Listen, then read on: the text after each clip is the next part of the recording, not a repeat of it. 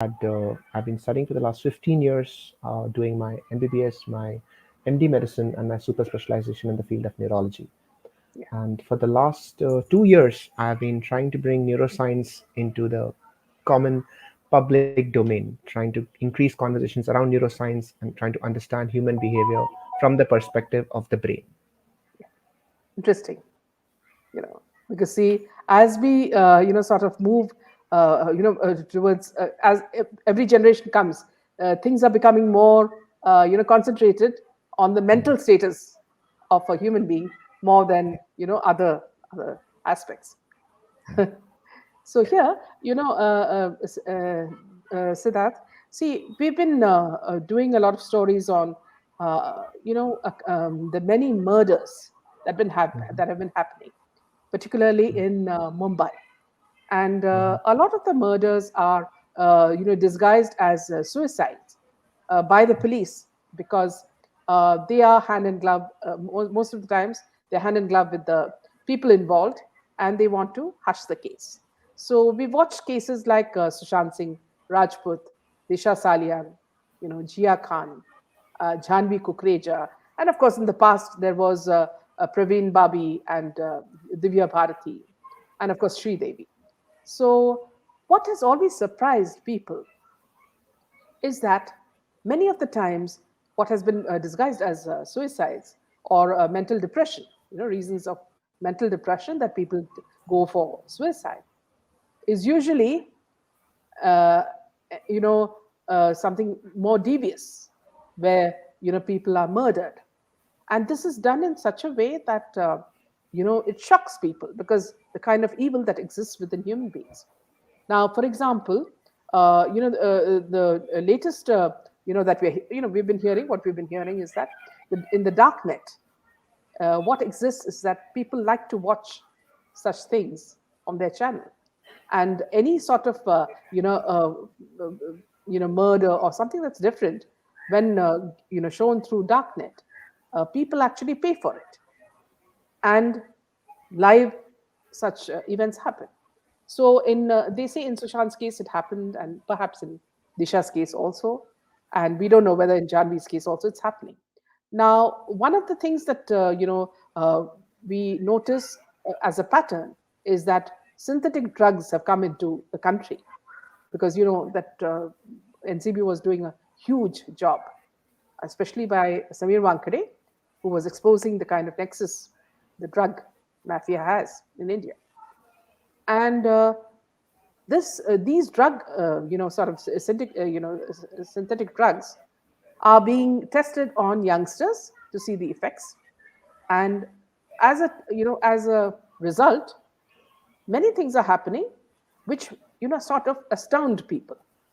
For example, a case I think a few days back in Kerala, you'll be shocked that a young boy, a 16-year-old boy, had asked his mother for water, and since the mother did not give it to him on time, he hacked her and his father, and also poured some sort of medicine over their wounds, which aggravated their wounds.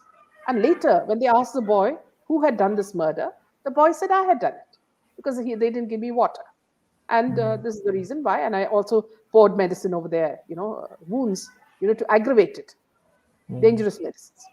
Now, so this perhaps a person like me would immediately say that could have been the effect of some drugs he's been taking. Now, coming to you, Siddharth, see, can you tell us what is happening to the present generation, and why are we seeing this negative side to people's character, and how far can this evil side, stretch? Because the more we get shocked, we see another incident which is even more shocking, and nothing seems to be shocking enough.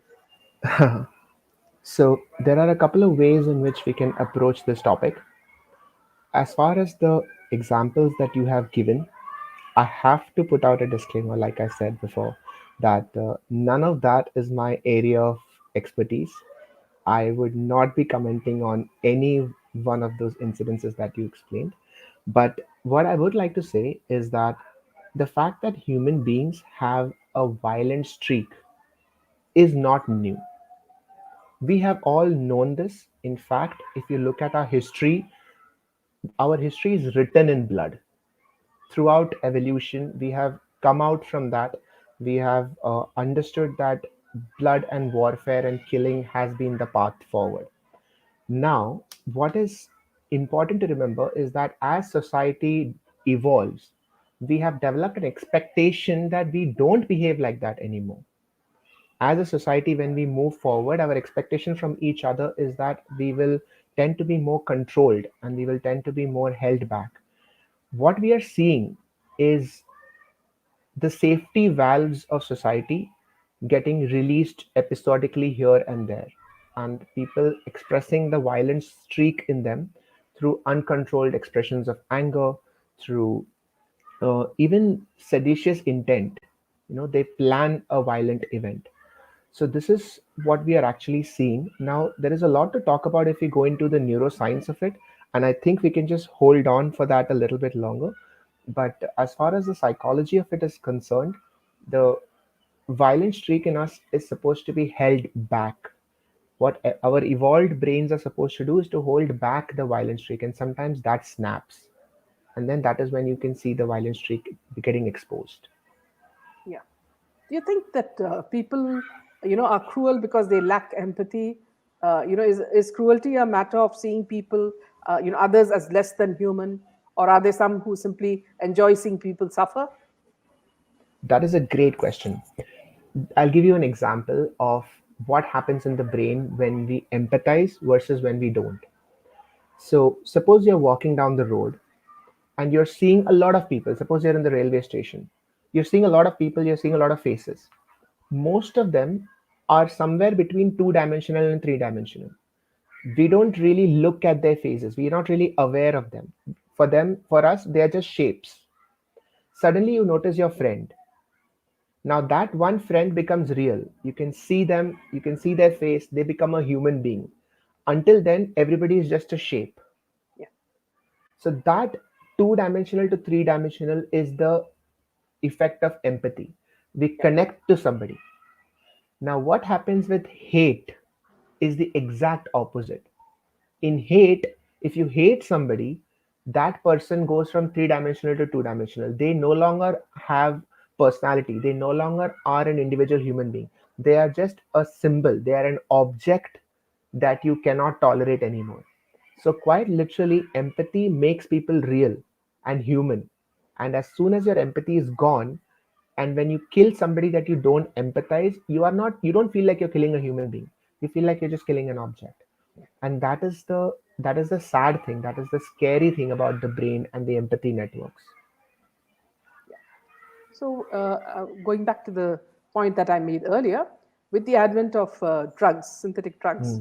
and the kind of drugs that people are taking, for example, see, Aryan Khan was caught with drugs when he was in the Cordelia cruise, and they said that they had a small quantity of drugs. Now, this is not only Aryan Khan.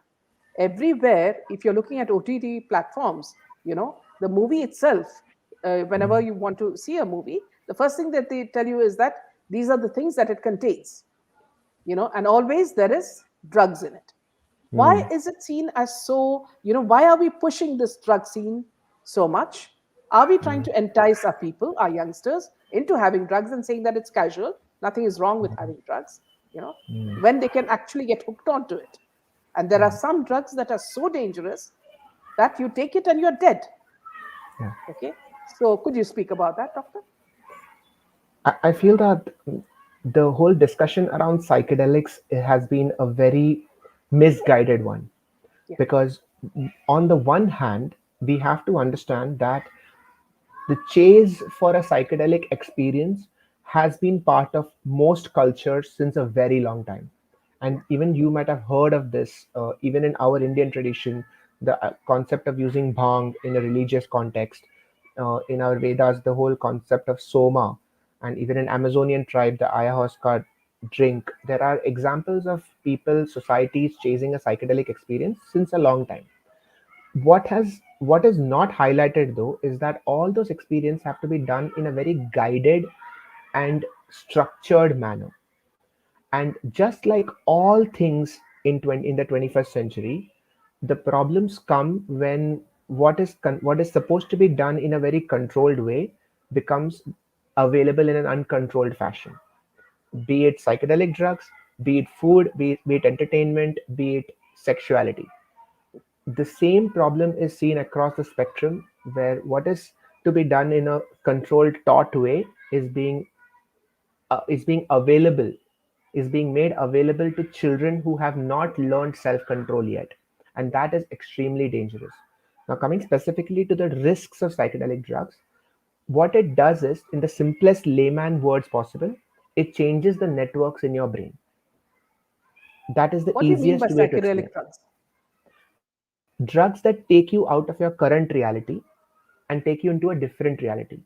So right now you think that you are sitting and talking to me, and there are conversations in the chat going on. But a psychedelic drug could take all these input and completely change the reality in which you are in. So Yeah. you might not be in your room, you might be floating in the sky. You might not be talking to me, you might be talking to an alien with horns. Yeah. A psychedelic drug could change that experience, and that is dangerous because it changes reality itself. Yeah. So here again, I'll come back to the same thing. Mhm. As a doctor, you've been seeing people who come to you. Uh, do such cases come to you? Could you talk a little bit about that? Yes. So the commonest drug addiction that comes to me is alcohol. And let us not forget about alcohol while talking about all the new ones, because it still remains the biggest problem that society is facing. Yeah. When an alcoholic comes to you, you realize that their entire family is ruined because of that one bad habit. So that is Yeah. the one that we have to deal with the most often. But I would Yeah. say that more and more, I am seeing patients who have come with long term effects of marijuana exposure. Yeah. So people say that marijuana is absolutely safe, but that cannot be that is not the case. Chronic marijuana exposure does have negative effects, just like chronic exposure to any mind altering chemical would, because our brain is not wired to get exposed to that much amount of chemical uh, rewiring. When it comes to harder drugs like cocaine or heroin, there are any government hospital psychiatric ward, at any given point of time, you will find at least three or four people who are addicted and who have overdosed and who are there in the ICU. So there is no doubt that the drug problem is serious and it is real. What is unfortunate is that the conversation is not happening around what it is and why it should not happen. Because I feel like just banning something is a simple way, but the public has to be educated as to exactly what it is doing, and that is the only way you can really nip this in the bud. And in fact, I believe that children should be taught, Yeah. not adults. Children should Yeah. be taught In about fact, this. this is what we've been also suggesting, that in schools and colleges and institutes, Yeah, very important to show the effects of drugs, yeah, and the kind of evil effects it has on a yeah, persona of a person, yeah. and what it can lead to. So I've been also Absolutely. writing to these people, even Yeah, to the government, saying that, see, this is something very important, because people don't know, and based under peer pressure, at parties, yeah. they'll take it thinking that it's harmless, but Exactly. And to it only starts from ban teaching. something, to only ban something without telling them why Right. is just triggering their curiosity, nothing Yeah. else. Yes, exactly. Yeah. Maya is asking you, Hmm. is ayahuasca a Hmm. psychedelic drug? Is it used to go into a trance? It is, yes. So ayahuasca is a drug that the shamans of the Amazonian tribe used to use for guiding people into a psychedelic experience. There are a lot of things that they say about the ayahuasca experience. They say that people meet their gods or people meet angels. There are a lot of stories around it. But what is important is that it is not allowed to be taken without a shaman present. And a shaman in their culture is the variation of a doctor. So quite literally, you need to have somebody with you to guide you step by step, saying that this is what is happening, this is what is happening. And at the end of it, you do come out feeling that you've had a insight into yourself. Because essentially a psychedelic experience is breaking apart the networks in your brain and then pulling Yeah. it back together. So quite literally, you may feel like you've seen yourself in a different way. Yeah. Yeah. Right. So again, coming back to the effects of that on Indian society. Yeah. Recently in Kerala, two young models, Hmm. I don't know whether you heard the case, were taken to a hotel, Mm-hmm. Club 18 in Cochin, and they were, a place that's famous for drugs. And apparently they went there at 10:30, and then after that they were supposed to join an after party. And later these girls, apparently, this is all apparently, we don't know for sure, because all the, the video, uh, it was all thrown in the river. Mm-hmm. Now what happened was these girls escaped, and they finally died in a car crash.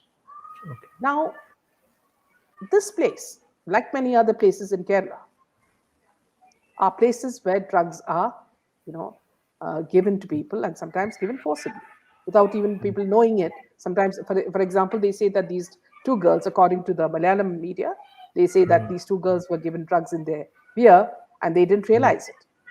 Mm. Yeah. So now, after that, what happens is, again, see, everything from sexual abuse to everything else. Now we don't even know whether the girls were alive when they were, Mm. when they were put in the car, because all the CCTV coverage was, thrown. And Right. also the fact that, see, the police did not do any sort of post-mortem tests. The blood was not tested, and even the driver only had a nose injury, which is very surprising, because the crash killed all the three, the two girls and their friend. And Mm. the motorcyclist they hit also got away. So there's something very eerie about this. So, and also you would have heard of the Janvi Kukreja case, where a young girl goes, to a party on New Year's Eve, and at the party, drugs are served with alcohol. And this young girl, who was aspiring to go to Australia to study, eldest daughter of a middle class family, is murdered. Mm-hmm. And it's not normal murder, it's 48 wounds on the body of a 5 feet, perhaps 2 inches young, fragile girl. So that shows that there is some sort of a fury, from the person who attacked her. Now, all these things are brushed under the carpet by the police. And they say that it's something like, there was a love angle to it. And, that's why, this would have happened, blah, blah, blah, which is all we know untrue. But what is scary is that, Siddharth, there is a pattern to this. Mm. Okay. The moment this case came out, many people on social media were saying that they heard of a case like this. It happened. A friend went to a party, he never returned. Mm. So somewhere I feel that uh, India is being used as a test ground, especially the teenagers, for these drugs, and of course a lot of other devious things like darknet, and other things. So could you comment on that? The There is a definite risk of exposing children to drugs, especially synthetic drugs. Now, the examples that we have given prior to this, when I mentioned both weed or when I mentioned ayahuasca, now Yeah. these are still. Oh, just one second. I think there is some background noise. Okay. Do you mind if I just close the Yeah. window? Yeah. Please. Yeah. I Please. think that might be better for Yeah. everybody. Please. Yeah. Yeah.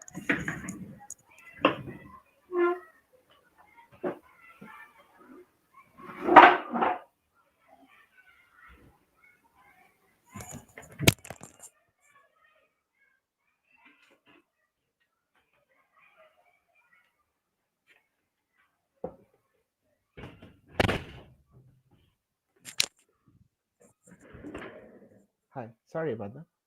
Yeah. That's fine. I hope that's better. So, like I was saying, You there just need is, to be a little louder. yeah, like I was saying, there is a definite risk of exposing children to psychedelic drugs, especially the synthetic ones. Because, on the one hand, when we were talking about weed or ayahuasca, now these are still natural chemicals. But when we talk of synthetic drugs, then there is a lot of risk in the way that they are created. And many times, the creation is with a specific intent of making it as addictive as possible. because when somebody is creating a drug, when they're synthesizing a drug, the main aim is to be able to sell it in the black market as much as possible. And so the way to do that is to make it as addictive. So that is a definite risk. And once something is that addictive, the chances of that causing actual brain damage, causing uh, f- an inability for that person to think reasonably goes away. So on the that is the first point that I would like to make. The second point is that a lot of times in these rave parties, there are a lot of mixing of drugs. And let us be honest, nobody who is taking those drugs really knows about the pharmacology of them. Yeah, yeah, And when we say that we are mixing one drug and another, yeah, each of them will go and affect the chemicals in your brain in a very absolutely. specific way. And so, even as a doctor, when we are prescribing legal medicines, for example, if somebody has seizures, I have to be so careful in giving drug number one and drug number two because there are so many ways in which these two drugs can interact. Yeah, If you're talking about synthetic illegal drugs and people are yeah, popping them in without having any idea how they mix up in the brain, it yeah, is extremely dangerous and the chances of something going horribly wrong are very high. So yeah, that is another reason why people should be taught about these things and not wait to find out the bad way. yeah. Another thing, doctor, is that see, I don't know how you whether you noticed this, but I'm sure you would know it. See, there are other areas like dating sites, Mm, okay, where these people, first they meet with the online with these girls or boys, and then what they do is they actually physically meet them, yeah. okay, and then they give them drugs. Then what happens is they take pictures of them in the Mm, rooms, wherever they are, whichever room they are online, and then yeah. this abuse starts, and they are caught in this. And here, actually a victim did tell me that they mix drugs with medicines. And what happens is that, see, these drugs and medicines have such an effect that it makes you sort of oversexed. And it also has other symptoms. It makes you, if for example, if it's a woman, it makes her more manly. Okay. Mm, And the drugs are so dangerous that you can end up with cancer. mm, And it is a sort of a thing that you cannot escape, because the more you try to get out of it, people threaten you, and they blackmail you, and it becomes even more dangerous than the other kind of things that we're talking about. So what may look as a simple dating site actually mm. becomes a trap where all these things are happening. That is obviously a very terrible thing. When we talk about violent streak, which is how our conversation actually started, Yeah, yeah, um, one of the things that we expect from each other is that we will adhere to a certain moral code, and we find that that is not the case. yeah, While we expect moral behavior from each other, most of the times we find that these stories keep on cropping up of yeah. people taking things into their own hand and doing illegal things in order to justify some craving in their minds. All of this does stem from some form of mental health problem, and this needs to be addressed at a national level.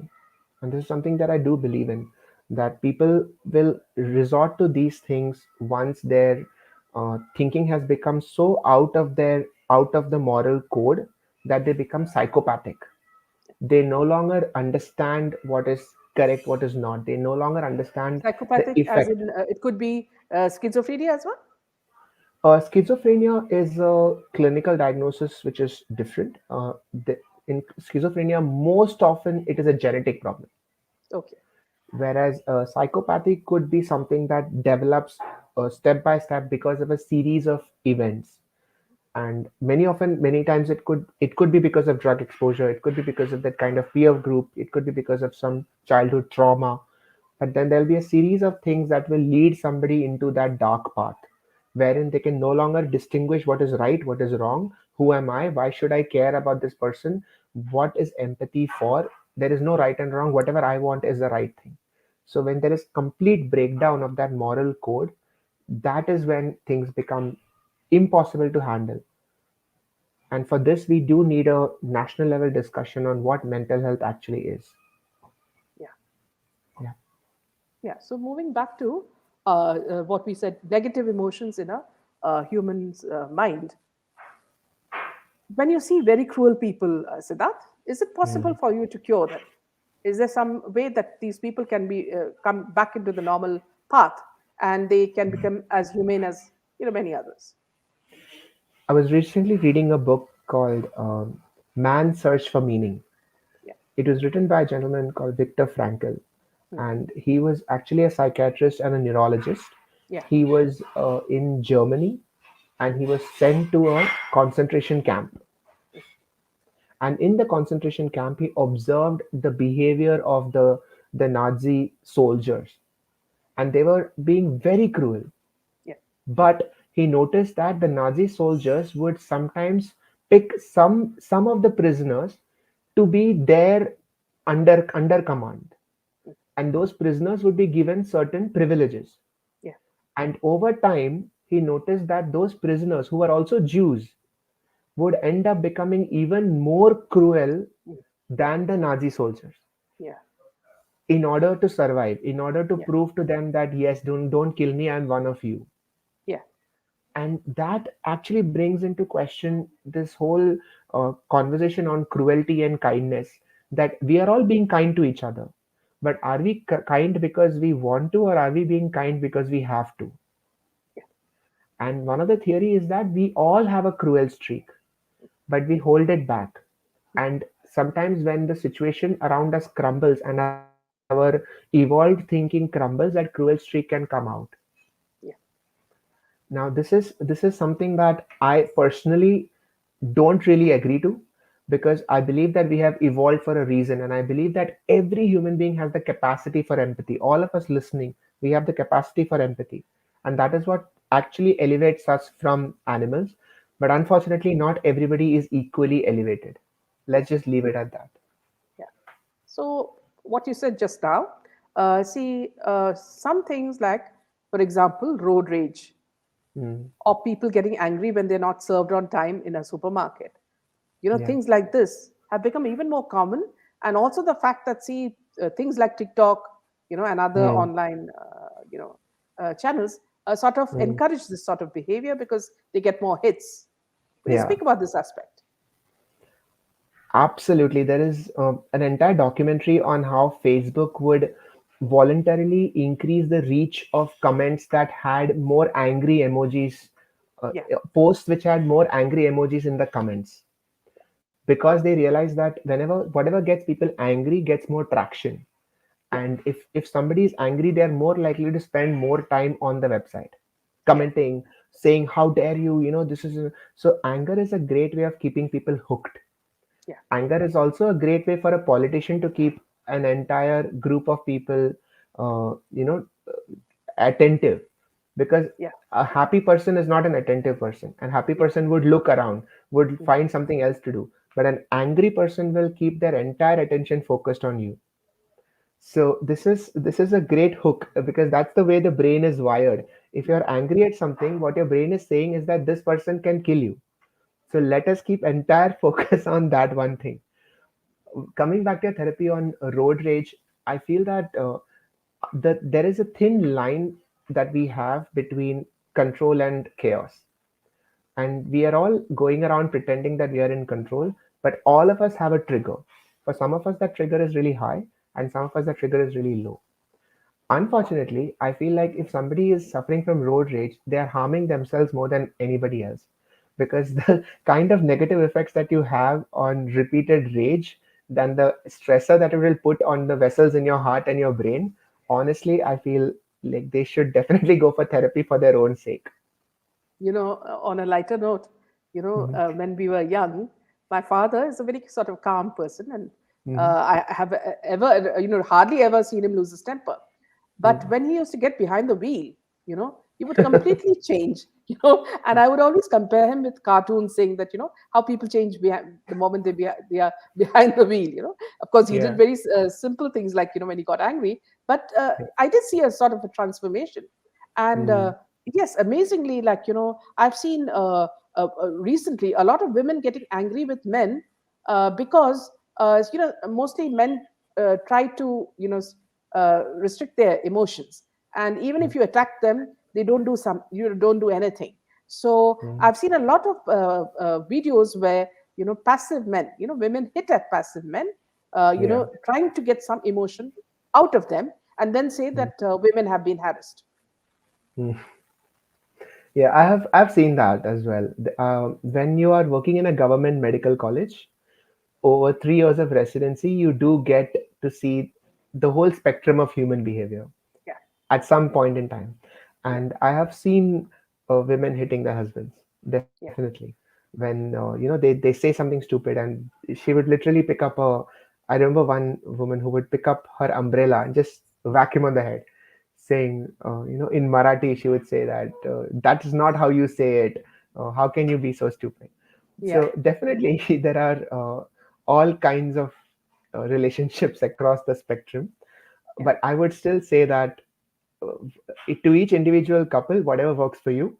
But then violence cannot be the answer. Whether it is yeah. a man hitting a woman or a woman hitting a man, if violence is the answer, then you really need to have a conversation.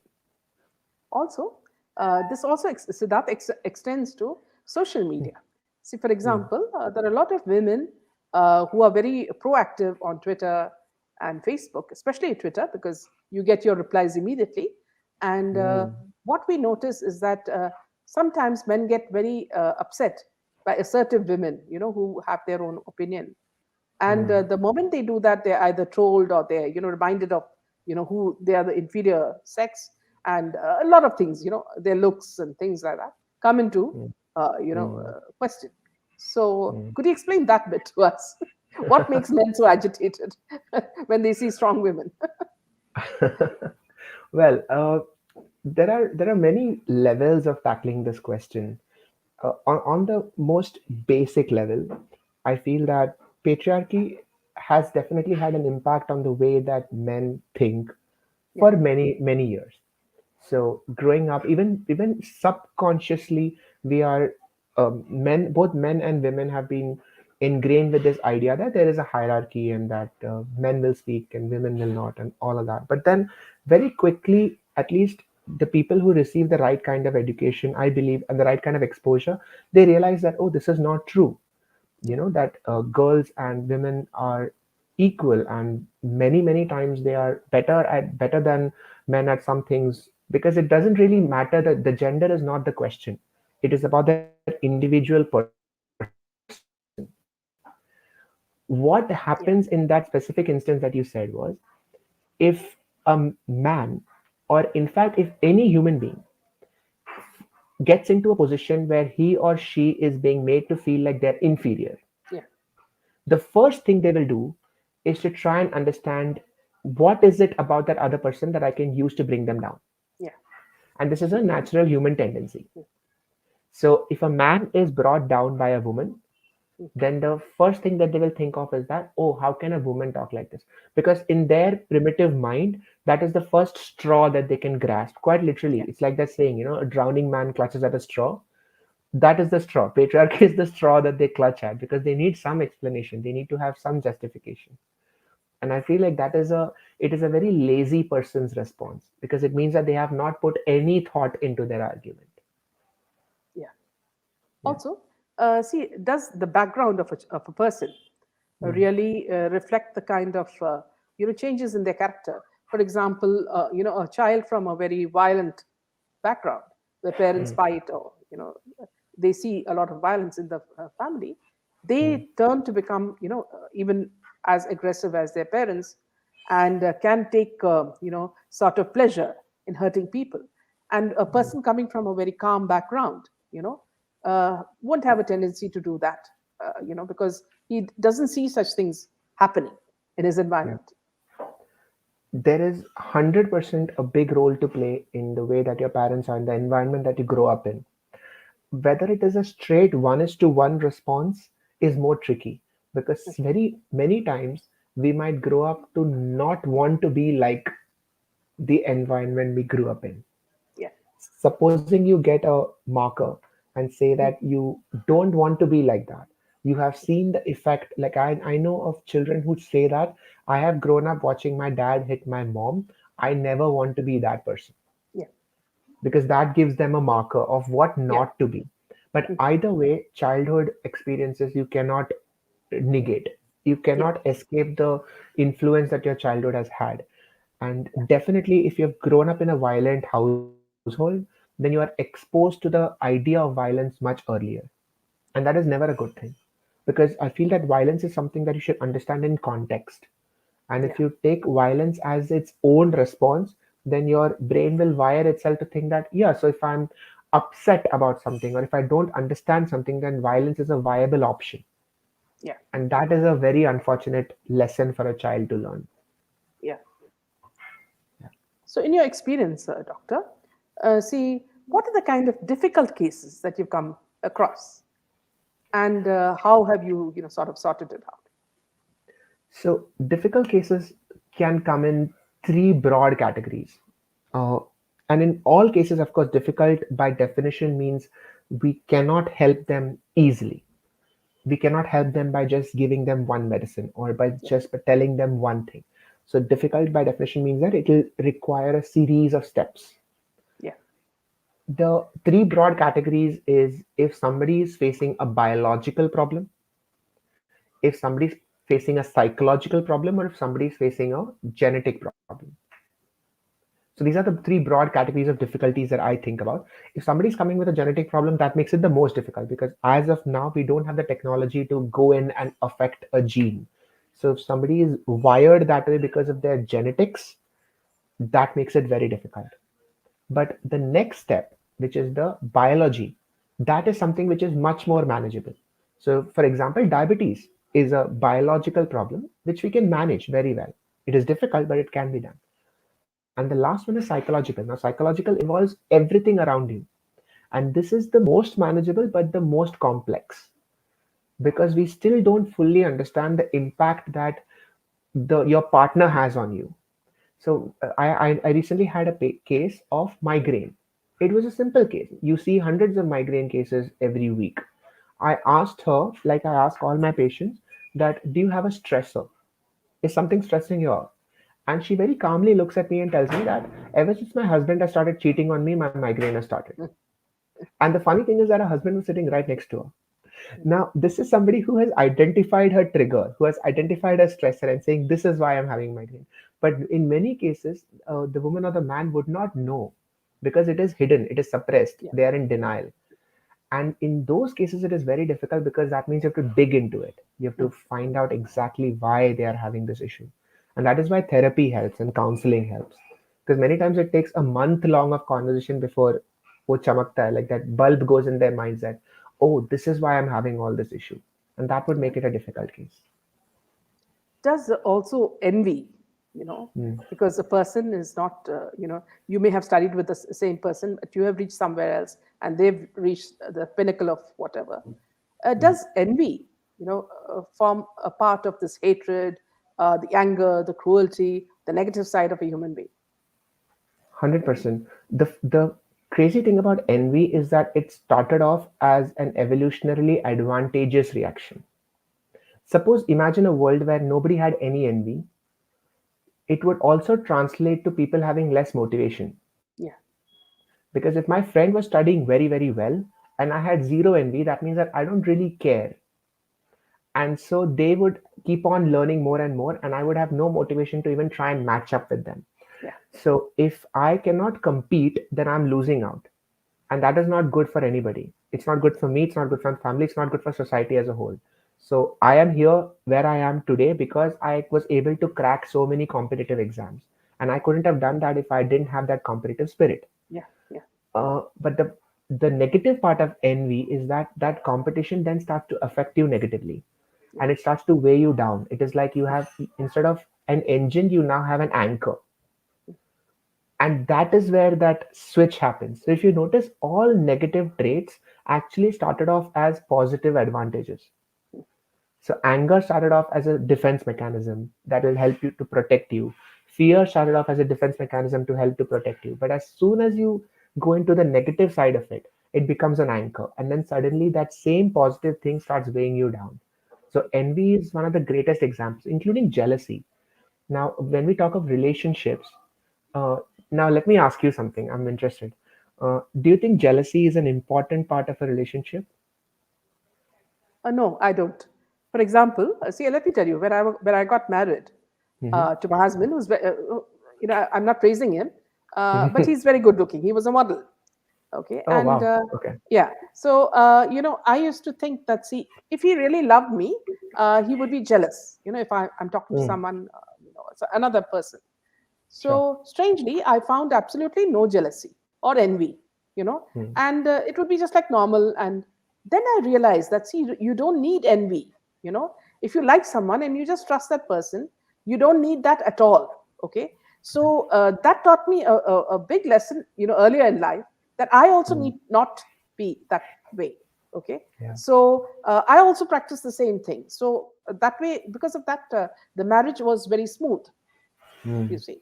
yeah. But I've seen a lot of marriages where it breaks up because of such things, where you Yeah. don't trust a partner, and then it leads to things that you don't expect. Perhaps that person is innocent, Mm, and perhaps he never indulged or she never indulged in something. But mm.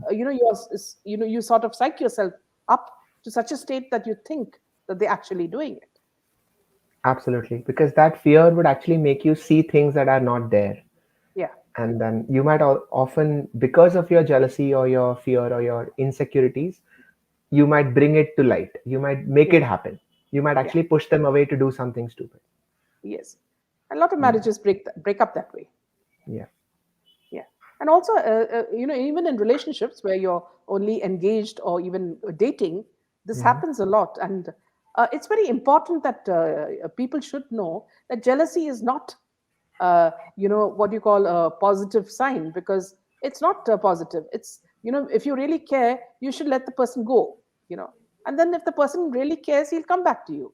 I mean, it's Right. a freedom. Every human being needs freedom. I mean, I don't like to be watched all the time. I need to do things, that I like.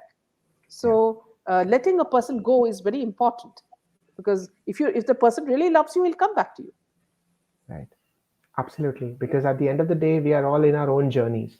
Yeah, So you do need to discover yeah. and explore things. And this is, see, this pertains to friendship.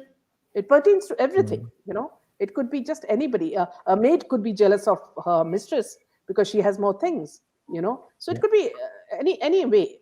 So that I see it as a very negative thing. Of course, the point that you said is very true.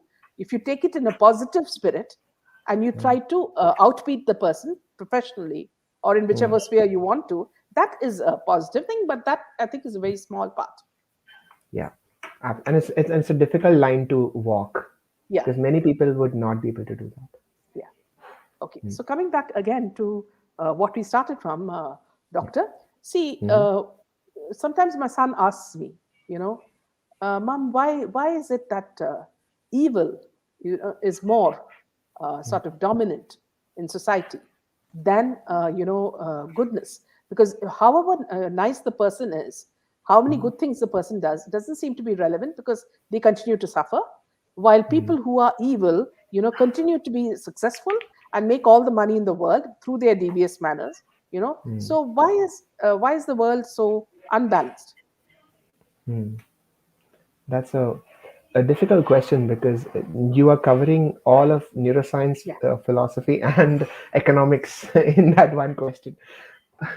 Mm, My answer would be that A, I feel that everybody is trying to do something which they honestly believe is going to make their life better. At the end of the day, this is one universal truth that I think we can all agree. We are yeah, doing things that we believe will make our life better. Now, yeah, why we believe that, it could be because of multiple reasons. Very often, when we look at somebody else, whether they are evil or not depends on our bias towards them. Yes. So, for example, if your father has become rich being a businessman, it is likely that his competitors might view him as evil, whereas for you, he would always be the very hardworking businessman who made his way up from nothing and then he developed his own empire, because that is the story that we create and Yeah. we would believe in it. I, to be very honest, I believe that evil is a perception, Mm. and there are legal rights and wrongs, and Yeah. if you feel that somebody has done a legal right or wrong, then you should Mm. approach it that way. But Yeah. morally evil, I feel, is a very gray area, Yeah. because it absolutely depends on where you are standing, because you would be Yeah. amazed at the number of people who think you are evil. Yeah. If you go on in life and the more successful you are, and by success I mean the more visible you are in the public limelight, Mm. the more people will be there in the world who think that you are evil. Yeah. So this is just my personal take on this. Yeah.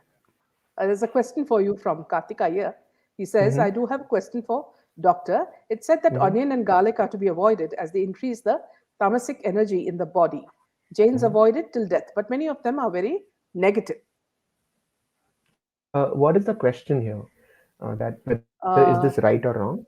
yeah, exactly. Are to be avoided or not as they increase the tamasic energy. Whether these, uh, ingredients, onion and mm, garlic.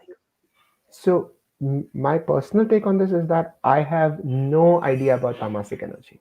Yeah, yeah, So as far as I know, I only go via nutritional studies. yeah, And as far as I know, neither garlic nor onions are poisonous. yeah, That they have certain nutrients, they are healthy in the right amount, and they can be had. This yeah, is, I would like to add one thing, that belief systems do make a big difference. And so there have been studies that show that if you take something, if you eat something believing that it is poisonous, it does have a negative impact in your body. So, yeah, my friend, if you believe that garlic and onion is poisonous to you, do not eat it, because your brain will make it poisonous. And it is, yeah. there are Here's studies that another show this. question, yeah, to you, Doctor, pertaining to this is that, Mhm. see, do emotions, you know, actually, Mhm. sort of, do they affect plants? Because, see, I remember, when I used to go to the ashram where my Guruji Mhm. is, uh, the roses that had used to have thorns, Mhm. you know, did not have thorns when they grew up because they knew that no one is going to pluck the roses. Okay. Mm. And if you're talking about nature, sparrows which have become extinct were seen in Mm. plenty in the ashram. So, That's amazing. do you think that nature, animals, all of them are, prone to your emotions? For example, they can see your kindness, they can feel your kindness. But if you're Mm. cruel, they can also sense that. And, plants can wither, and Yeah, become useless when absolutely. in a negative, yeah, Yeah, absolutely. The question though is how quickly. So if you grow a plant, if you grow a yeah, rose plant and it has thorns, how many cycles of mm, that rose plant does it take to make that rose plant understand that nobody's coming to prick you? yeah, yeah, So normally these plants will evolve over multiple generations. So for yeah, example, over 100,000 generations, if you grow that rose plant and nobody has ever plucked that rose plant, then that thorn might devolve. yeah, You realize that you don't need it. Like how we got rid of our tail yeah, from monkeys. yeah, We don't need the tail exactly, anymore. We are not swinging in the trees. But yeah, it takes some time. So that is how long you have to be kind to a plant, or anybody for that matter, for actual change to happen. And that is a great lesson for all of us. That with kindness you can even make a rose give up its thorns. yeah. In fact, now elephants are, the coming of and the new era of elephants don't have tusks because Hmm. they know that their tusks would be, निकलने taken वाला away from them. है. Yeah, and that's Oh, just sad, isn't it? yeah. Yeah, someone is saying AAF. Hi everyone, Hmm. good session. Well, I lost my job due to jealousy and envious friends around. Of course, Hmm. this is a very common part of Yeah. today's, lifestyle. Hmm. The more intelligent you are, the more smart you are, the tendency is to sort of, put you in a corner and try to get you out. Because only mediocres, they prefer mediocres. That's a fact. I mean, we've all suffered in our professional Yeah. careers. We've all seen that. So Mhm. that's okay. Let me just take another question from here. Maya says, "Is it due to evil being the shorter route to success or money? For being honest and good, you have to work more on your senses, and so more effort. And all systems in nature chooses last energy route." Hmm. That is a very interesting take on it, and there is a lot of truth in that statement because if you forget about the concept of good and evil for a second, then the shortest route is something that is least energy, uh, Yeah. or rather, the most energy efficient.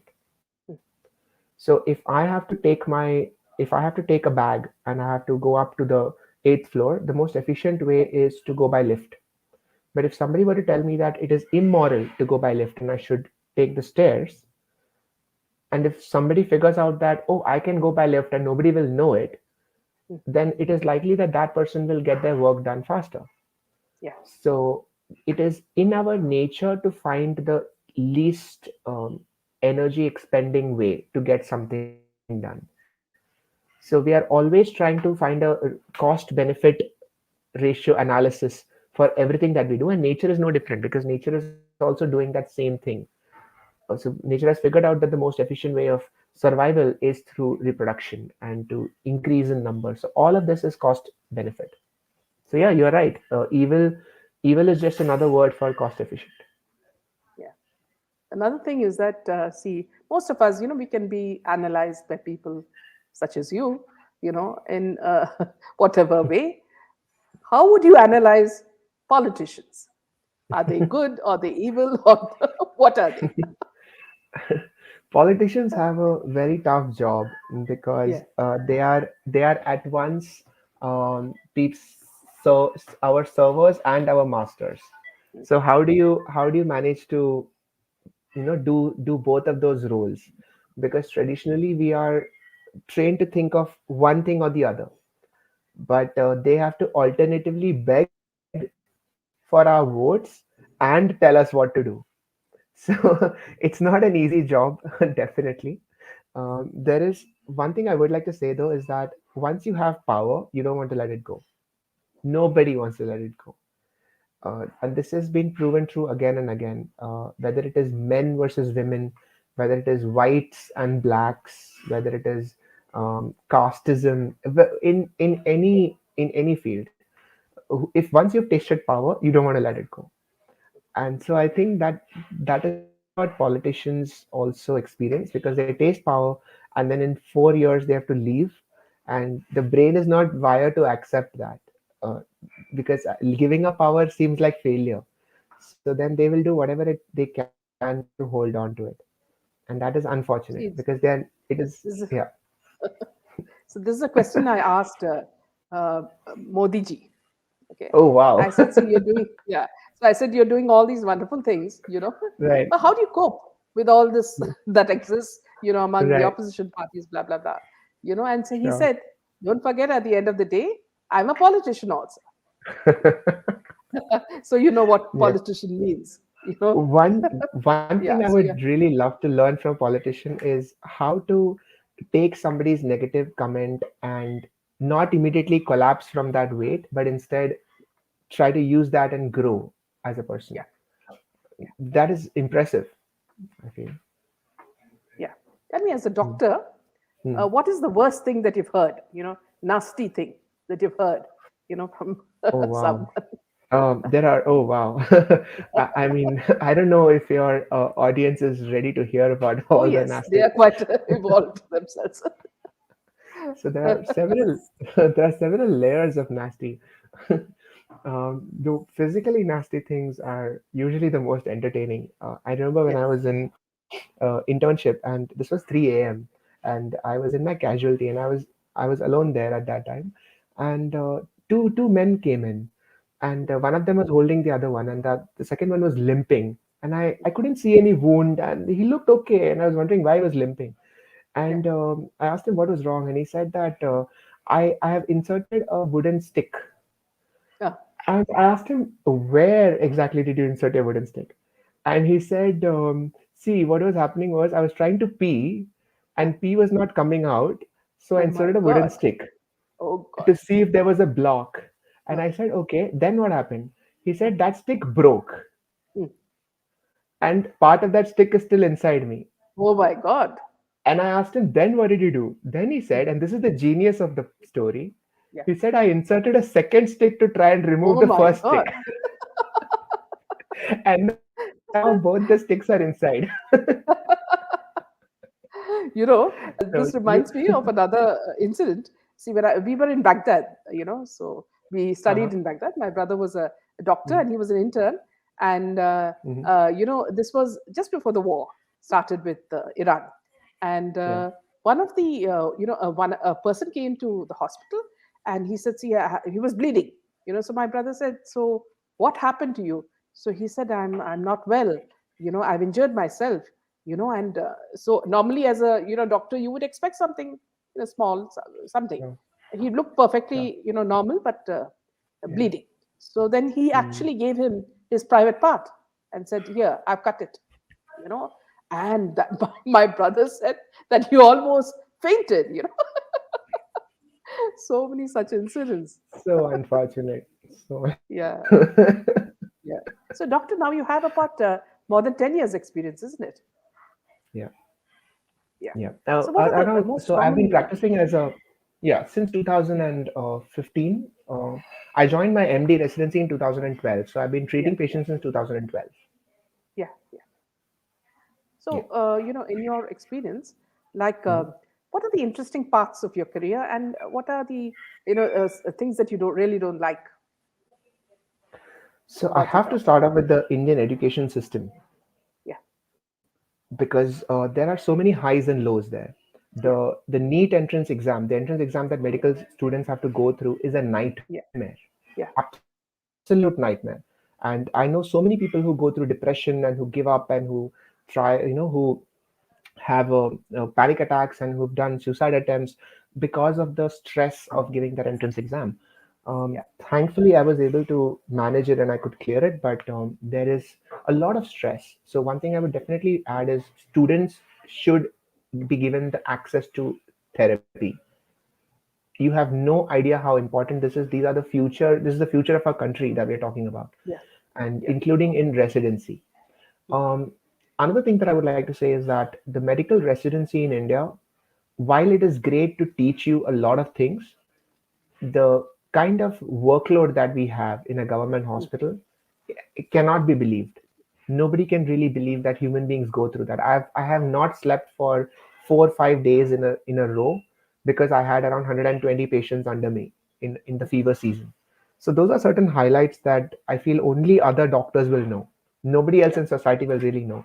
So the next that's time right. somebody is going to go and hit a doctor, just remember that Yeah, those this is people what is have happening. gone through hell and back to try and treat you. See, while on this subject, Mm-hmm. Siddharth, see, something that's been troubling me, and I've been Mm-hmm. raising it almost every year on Twitter, is that there is a pharmacy lobby, Mm-hmm. pharma lobby, Sure.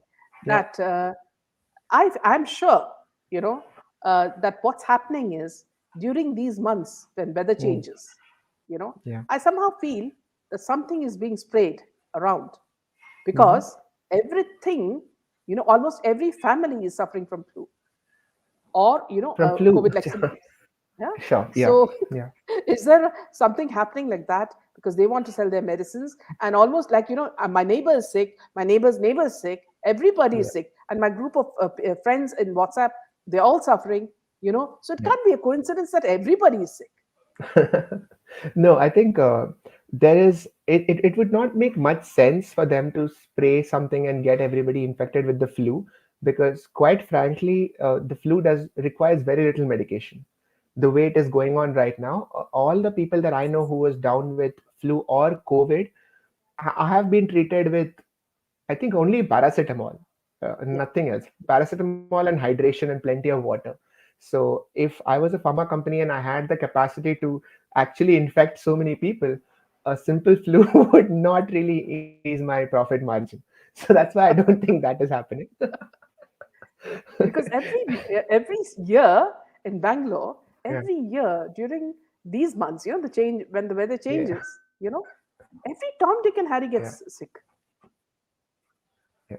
I think we have to become accustomed to this possibility that every year we do need an influenza plus COVID booster shot, and it has to be specific to every year. It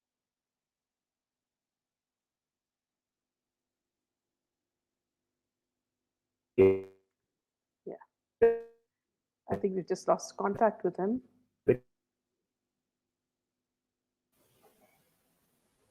Yeah, Hi. yeah, Yeah, we're back. yeah. So Mm. here, Siddharth, see what I would say is that, see, I know you guys have studied this and that, and you give us all these kind of medicines and all that. But if you're talking about illnesses like Sure. COVID and all, good old Ayurveda, seems to be the best Mm. bet for all of us, because I Mm. think every household is having these kashayas, and they, Mm. that makes us healthy Yeah. and also immune to all these Yeah. diseases. Mm. Ayurveda is great until it's not. that's the that's the thing with Ayurveda. There are I'll be very honest. I grew up in Kerala. I'm a Keralite, and Yeah, Kerala is the mothership of Ayurveda. So yeah, there are definitely some things that I recommend Ayurveda for.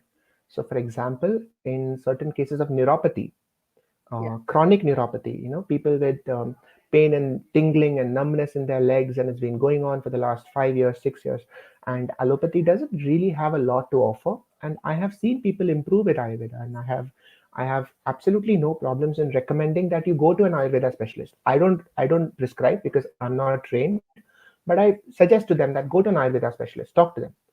But also, there are cases where, suppose somebody comes with COVID pneumonia and they're yeah, breathless.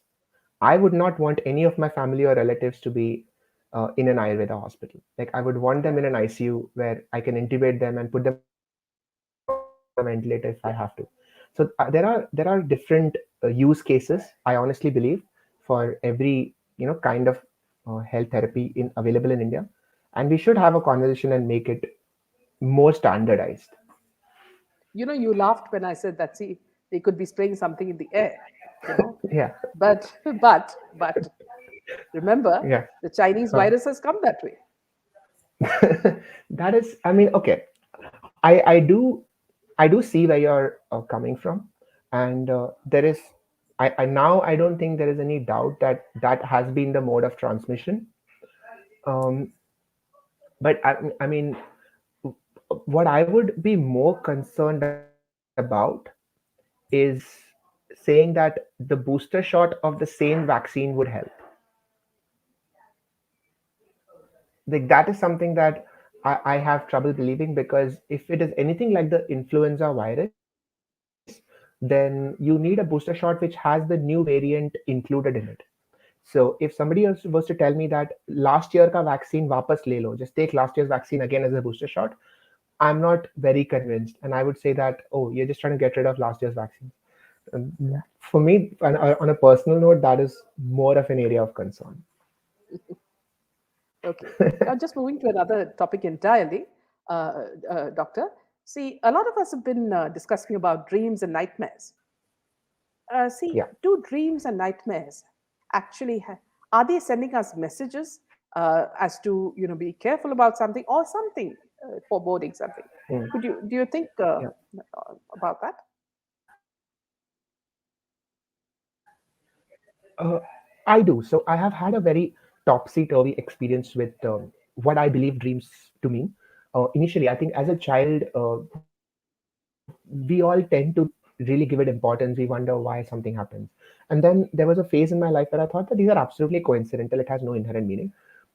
Now I feel that it is coming from your brain at the end of the day. So it is up to you to make whatever meaning you want out of it. Mm. So it is like saying that, if somebody were to tell you that, uh, remember your childhood friend, you haven't spoken to them in forever. Yeah. So if somebody were to tell you that, now you can either ignore that completely, or you can take that as a sign to remember that you actually have not spoken to your best friend in so long. Why don't you Yeah. pick up the phone and call? And many times, what would happen is that because of that phone conversation, something will click in your mind and something Yeah. would open up, right? Because that's how life works. And you might Yeah. find that they are doing something very interesting, and I wish that I'd spoken to them earlier. And then you would thank that person for giving you that spark. So I Yeah. feel that dreams can mean a lot if you look for meaning, but if you don't, then it is meaningless. Because at the end of the day, it is And coming from you. yeah. And what are nightmares? Nightmares are essentially your brain trying to uh, revisit its threats. So it is, think about it like this. If you haven't cleaned your cupboard in a very long time and you open the cupboard, it'll have a lot of cobwebs and all the clothes would be completely messed up. So you have to take out all the bad clothes and you have to iron them and you have to fold them up and you have to put them back properly. And that can be a difficult experience. That is what nightmares are. Quite literally, your brain is trying to repackage the memories that you have. And while it is repackaging, it can trigger your autonomic responses. So you might think that something very bad is about to happen, but it is just your brain trying to come to terms with that reality. In So fact, they say again, I that, see, feel like it has a whatever, meaning. Yeah. yeah, whatever you see last, last thing in the night Mm, before you go to bed, it could be mm, a horror movie mm, or it could be something. That is what, mm. triggers, it comes in your Yeah. dream or your nightmare. Yeah, horror movies would definitely come in because usually when we sleep, the brain is trying to process that day's memories, and that is also how you learn, by the way. Which is why people insist that if you're a student and you're preparing for an entrance exam, you need to get your 6 hours sleep at least, Yeah. because otherwise, even if you study for 14 hours and if you don't Mm, sleep, you're not going to mm, remember any of it because your yeah. brain tries to repackage everything. Mm, So if you're watching a horror movie, imagine your brain having to repackage that. 100% you will have nightmares. Okay, just one last question before we finish the Sure, session, Doctor. sure. Yeah. In a scale of, if you're talking about 100%, Mhm. how many people do you think are really evil, and how many people do you think are good? Wow. Wow. I believe that on instinct, majority of the people are good. In they would, but they would also have that spark of evil in them. Have I cannot I honestly I cannot say that I have met anybody 100% evil or 100% good, but I believe that most people would do the right thing or the good thing to an extent, and they will Yeah, try to cut just enough corners to make them feel like they have made a good deal. yeah, So if they will cheat a little bit just to make them feel that okay, they've made a good deal. Like the reason how you might spend 50,000 on an airplane ticket, but yeah. outside the airport at the junction, if somebody's selling you a pen, you will say "पाँच रुपया Mm. कम करो," because you want to cut that. You want to cut a corner. You want to just feel good about yourself for a second. So in that respect, I feel like everybody would be a little evil, but majority good. There are some people who do very obviously wrong things, and for them I would just wonder what in their life has really pushed them to have such a breakdown of empathy, because that's the only way to be truly evil, where you don't look at another human being and feel anything, which is Is psychopathic. it also is it also a fact that, see, if I don't know you, you're a stranger, and you start believing what I say, whatever I say, then apparently I put my better side to you, you know. But if you know something about my past, then I'm a little bit more careful that, okay, this man is judging me or this woman is judging me, so I'm not, as easy or to expose myself.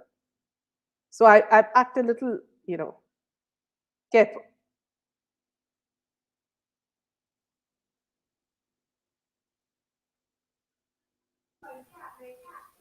Yeah, we're back. Yeah. Hmm. So that was my question. Did you get Yeah, it? absolutely. And I think the reason that that happens is because now there are consequences. So when our brain is judging cost and effect, if I were to find a wallet on the ground and there is 5,000 rupees in it, and it has nobody around, there's nobody around, nobody can see me. what are the chances that I will take it? And this is a question that all of us should ask ourselves. If nobody will know that you've taken it and it's just on the ground, there are many explanations that you can give, that if I don't take it, the next person will take it. And, if maybe I'll take it and at least I can return the wallet to that person or whatever. But then we will come up with stories that can justify us taking that wallet. And that is what happens, I believe, in all evil situations. If you ask that person, they will have a very plausible story justifying why he or she did that. Like they say, right, like everybody is the hero of their own story. Nobody would live thinking that they are the villain. Nobody. They will have a story justifying it. You think that, see, in schools, Hmm. you know, behavioral, you know, behavioral, attitude and subjects pertaining to that should be taught in a very as a very important subject. I do. Yes. Not in so much detail that people freeze, because many times what happens is that there's something called as a centipede phenomenon, which is Yeah, that a centipede has 100 legs. And if you yeah, ask the centipede, how do you know which leg to put in front of which leg, the centipede will get so confused that it can't walk. yeah, So this is based on a comic book. But yeah, if you teach kids very early that this is how you think and this is why you feel emotion, and this is, if you if you teach it too much, then it might come in the way of them just living in the moment. But you should definitely introduce them to the concept of behavioral science and cognitive neuroscience, and use it to help them learn better. 100%. yeah.